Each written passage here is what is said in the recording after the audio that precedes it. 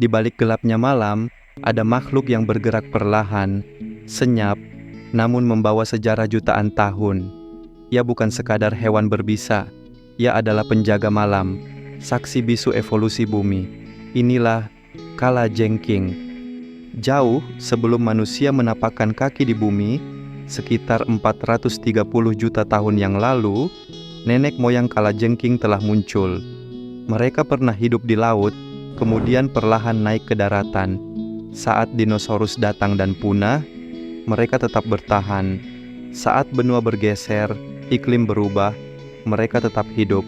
Keberadaan Kalajengking adalah bukti bahwa ketahanan tidak selalu datang dari ukuran, tetapi dari kemampuan beradaptasi. Tubuh Kalajengking dibangun dengan presisi. Capit kuat di depan bekerja seperti senjata dan alat pengukur getaran. 8 kakinya peka terhadap langkah sekecil apapun. Dan yang paling mengerikan adalah ekor. Melengkung tinggi, siap menusuk dalam sepersekian detik. Di ujungnya, racun yang bisa melumpuhkan, bahkan membunuh. Namun racun itu bukan sekadar senjata, melainkan alat komunikasi, pertahanan, dan cara mereka memahami dunia. Racun Kalajengking sering dianggap sebagai ancaman mematikan. Namun sedikit yang tahu bahwa racun ini juga menyimpan kunci penyembuhan. Penelitian terbaru menemukan bahwa racun Kalajengking mengandung molekul yang dapat membantu mendeteksi sel kanker, mengobati penyakit autoimun, hingga meredakan nyeri kronis yang sulit disembuhkan obat biasa. Salah satu spesies bahkan memiliki racun yang bersinar, membantu para ilmuwan melihat penyebaran tumor di dalam tubuh.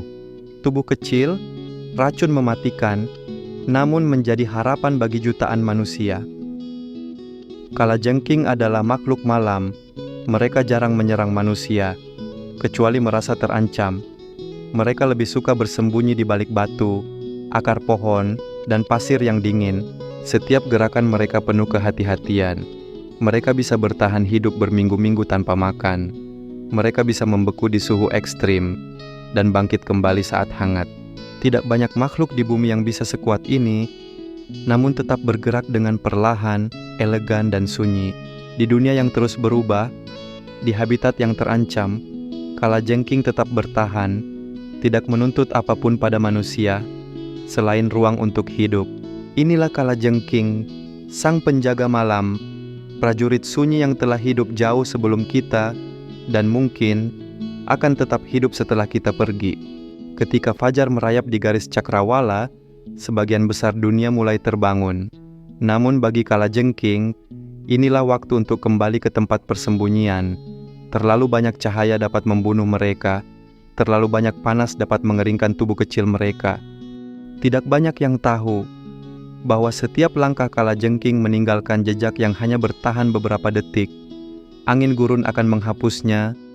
Di bawah permukaan yang kita injak, terdapat dunia lain, liang kecil tempat Kalajengking menunggu malam berikutnya.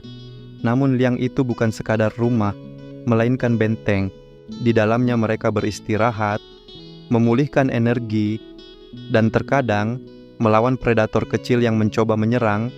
Pertarungan di bawah tanah terjadi tanpa suara, tanpa sorotan, namun menjadi saksi siapa yang bertahan dan siapa yang tidak. Kalajengking bukan makhluk yang mencari penghormatan, bukan pula binatang yang ingin ditakuti. Mereka hanya mengikuti ritme bumi, ritme yang telah ada jauh sebelum manusia mengenal bahasa, peradaban, dan teknologi. Di dunia yang keras, mereka memilih diam. Di tengah ancaman, mereka memilih bertahan. Dan di balik kisah evolusi mereka yang panjang, ada pesan yang tidak pernah disampaikan dengan kata-kata, bahwa kadang keheningan adalah kekuatan, dan ketabahan adalah cara bertahan paling kuno yang pernah dikenal alam. Terima kasih sudah menonton sampai akhir. Kalau kamu suka video ini, jangan lupa tinggalkan komentar, biar aku tahu hewan apa lagi yang ingin kamu bahas selanjutnya.